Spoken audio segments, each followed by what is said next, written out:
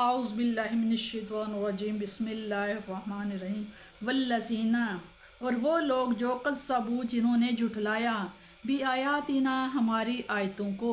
سنستدرجہم ضرور ہم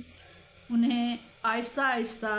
تدریجہم آہستہ آہستہ پستی میں گرا دیں گے، من حیث جہاں سے لا یعلمون جہاں سے انہیں علم تک نہ ہوگا، وَأُمْلِي اور میں مہلت دیتا ہوں لہم انہیں، اِنَّا بے شک قیدی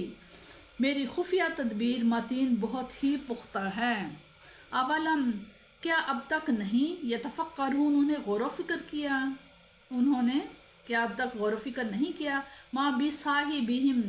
کہ ان کے صاحب پر من جنات تو جنون کا ذرا اثر نہیں، یعنی کہ آپ صلی اللہ علیہ وسلم پر نعوذ باللہ کہتے تھے کہ جنوں کا سایہ ہے، ان کے ہوا وہ الا مگر ہیں تو نذیر وہ ڈرانے والے ہیں، مبین لوگوں کو کھلم کھلا،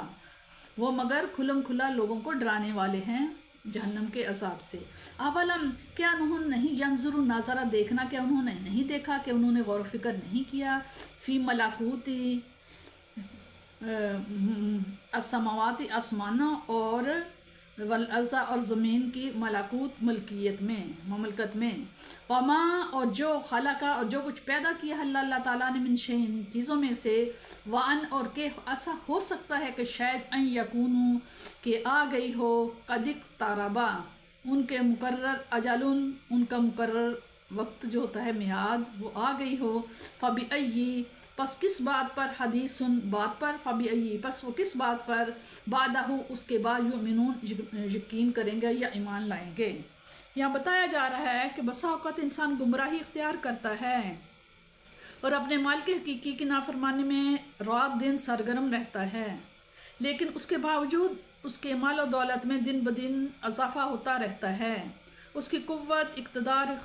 اختیار کی سرحدیں پھیلتی ہی چلی جاتی ہیں، اور وہ اس غلط فہمی میں مبتلا ہو جاتا ہے کہ یہی طریقہ صحیح ہے اور اس نے اختیار کر رکھا ہے، یہاں تک کہ وہ گمراہی کے آخری کناروں تک جا پہنچتا ہے۔ یہ بعض گمراہ کچھ ایسے مرتاد سے ایسے غلط کام ظاہر ہوتے ہیں، کچھ ایسے لوگوں سے ایسے غلط کام ہو جاتے ہیں جو عام طور پر خاصان بارگاہ خداوندی میں مخصوص ہیں، جن پر وہ پھسلتا ہی چلا جاتا ہے یہاں تک کہ وہ ہلاکت و بربادی کی اتھا گہرائیوں میں جا گرتا ہے۔ اس چیز کو استدراج کہتے ہیں، اس کے معنی آہستہ آہستہ کسی کو ہلاکت کے قریب کر دینا۔ کفار کیوں اسلام قبول نہیں کرتے؟ ان کی طرف جو نبی مکرم مبعوث فرمایا گیا ہے اس کے فضل و کمال، صدق و مقال کا انہیں اعتراف ہے، اس سے قبل از نبوت 40 سالہ زندگی کے سارے روز و شب ان کے سامنے ہیں، اور یہ کائنات کی کتاب جو کھول کر اس کے سامنے رکھ دی گئی ہے اور جس کے ہر صفحہ پر اللہ تعالیٰ کی توحید کے روشن دلائل ثبت ہیں، ان میں کیوں تعمل نہیں کرتے؟ کیا وہ یہ سمجھتے ہیں کہ ایمان لانے کی ابھی اتنی کیا جلدی ہے، ابھی تو بڑا وقت پڑا ہے، ایمان لانا اگر ضروری بھی ہوا تو بڑھاپے میں لے آئیں گے، لیکن وہ کتنے نادان ہیں، انہیں کیا پتا کہ موت کا پیغام ابھی آ جائے اور انہیں یہاں سے عین انفوان شباب میں کوچ کرنا پڑے، پھر وہ کیا کریں گے؟ اگر قرآن جیسی پاکیزہ اور مؤثر کتاب پر وہ ایمان نہیں لائے تو پھر اور کون سی ایسی کتاب آئے گی جس کو پڑھ کر وہ ایمان لے آئیں گے؟ انہیں بار بار جھنجھوڑا جا رہا ہے، ان کے سارے شبہات کو دور کیا جا رہا ہے، ان کے سارے بہانوں کا جواب دیا جا رہا ہے تاکہ کسی کو مجال معذرت نہ رہے۔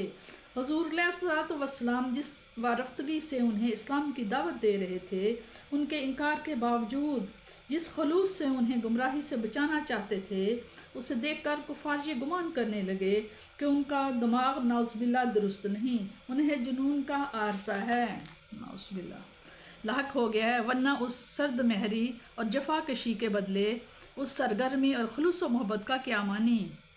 ان کی اس غلط فہمی کو دور کیا جا رہا ہے کہ وہ نذیر مبین ہیں، اسے ایسا ہی کرنا چاہیے۔